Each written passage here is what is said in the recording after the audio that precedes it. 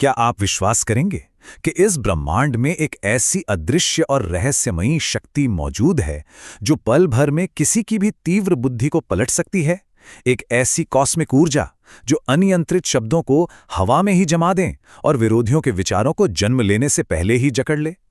आज हम मां बगलामुखी के उसी खौफनाक और गहरे रहस्य को डिकोड करेंगे जिसे अक्सर गलत समझा गया है। तो चलिए इस सफर की शुरुआत करते हैं। तो सवाल ये उठता है कि क्या सच में कोई ऐसी ब्रह्मांडीय शक्ति है जो बुद्धि को पंगु बना सके और शब्दों को तुरंत जमा सके? ये विचार जितना रोमांचक है उतना ही डरावना भी। प्राचीन तांत्रिक ग्रंथों को अगर हम गहराई से देखें तो पता चलता है कि यह सत्ता सच में मौजूद है। लेकिन दोस्तों, शास्त्रों में एक बेहद खौफनाक चेतावनी भी दी गई है। अगर इस ऊर्जा को समझने में थोड़ी सी भी चूक हुई ना, तो ये शक्ति बाहर किसी का नहीं बल्कि खुद उसे जगाने वाले का ही अंदर से सर्वनाश कर सकती है। तो आइए सबसे पहले इस रहस्यमय शक्ति का एक बेसिक परिचय समझ लेते हैं कि आखिर यह ऊर्जा है क्या।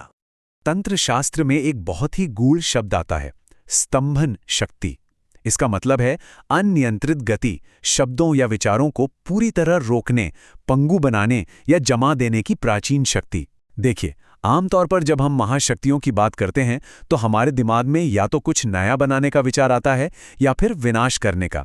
लेकिन इस अचूक शक्ति का एकमात्र काम है रोकना। यह जहरीली वाणी और विनाशकारी विचारों को उसी जगह थाम लेती है जहां वे जन्म लेते हैं। अब आप सोच रहे होंगे कि इस शक्ति की शुरुआत आखिर कहां से हुई। चलिए ब्रह्मांडीय असंतुलन और इसकी उत्पत्ति की कहानी को समझते हैं। ये कहानी तब शुरू होती है जब सृष्टि के आरंभिक काल में ब्रह्मांड का संतुलन पूरी तरह से टूट गया था। विचार बेकाबू हो चुके थे, वाणी विष बन चुकी थी और चारों तरफ विनाशकारी तूफान थे। तब उस अराजकता को रोकने के लिए भगवान विष्णु ने अत्यंत कठोर तपस्या की। और जानते हैं क्या हुआ? उसी तपस्या के चरम बिंदु से एक गहरा, स्थिर और पीला प्रकाश प्रकट हुआ। बस इसी प्रकाश को हम पीतांबरा तत्व या मां बगलामुखी के नाम से जानते हैं। ये पीला रंग या पीतांबरा तत्व मानसिक स्पष्टता, असीम एकाग्रता और अराजकता के बीच परम स्थिरता का प्रतीक है। ध्यान देने वाली बात यह है कि इस पीले प्रकाश का उद्देश्य किसी को मारना नहीं था, बल्कि शत्रु रूपी विचार की जड़ को पूरी तरह से पंगु बना देना था। ये ऊर्जा युद्ध के मैदान में रक्त बहाने के लिए नहीं, बल्कि अनियंत्रित गति को थामने के लिए पैदा हुई थी।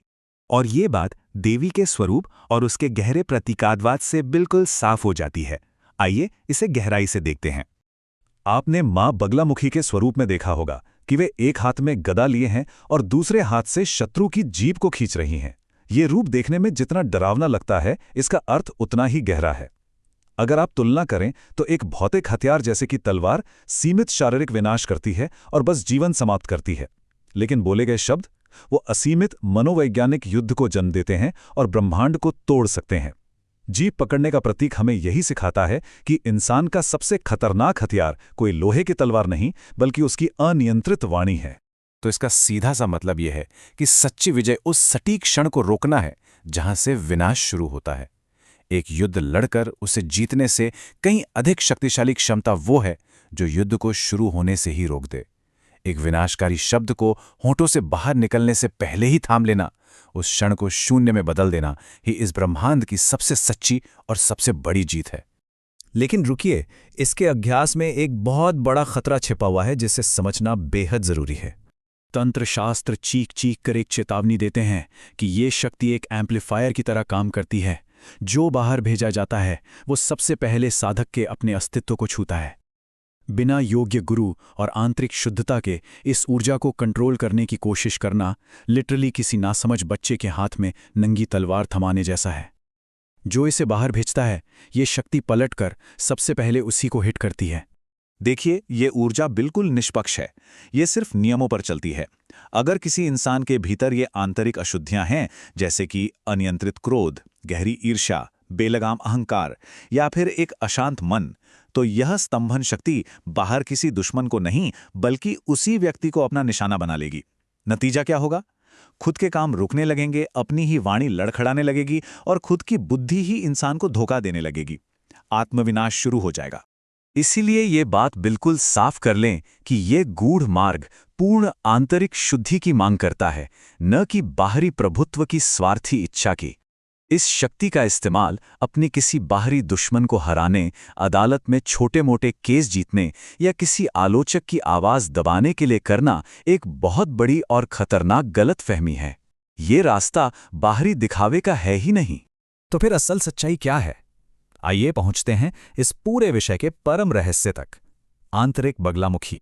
सबसे बड़ा सच तो यही है कि ये शक्ति केवल देवताओं के लिए या कोई बाहरी सत्ता है ही नहीं जिसे आप मंत्रों से बाहर बुलाएं। यह वास्तव में एक आंतरिक तंत्र है। इस आंतरिक शक्ति को जगाने के 3 चरण हैं। पहला, जब आप विनाशकारी क्रोध की लहर का अनुभव करते हैं। दूसरा, उस विचार को शब्द बनने और होठों से बाहर निकलने से पहले ही पकड़ लेना। और तीसरा, पूर्ण आंतरिक मौन और आत्मनियंत्रण प्राप्त करना। जब आप किसी को चोट पहुंचाने वाले होते हैं और आपका मन खुद को थाम लेता है, बस वही सटीक क्षण है जहां आपके भीतर की असली बगलामुखी जागृत होती है। तो इन सब बातों का निष्कर्ष क्या निकलता है? चलिए बात करते हैं मौन की, उस महाशक्ति की। इस पूरी रहस्यमयी यात्रा का सार बस एक बहुत ही खूबसूरत पंक्ति में छिपा है।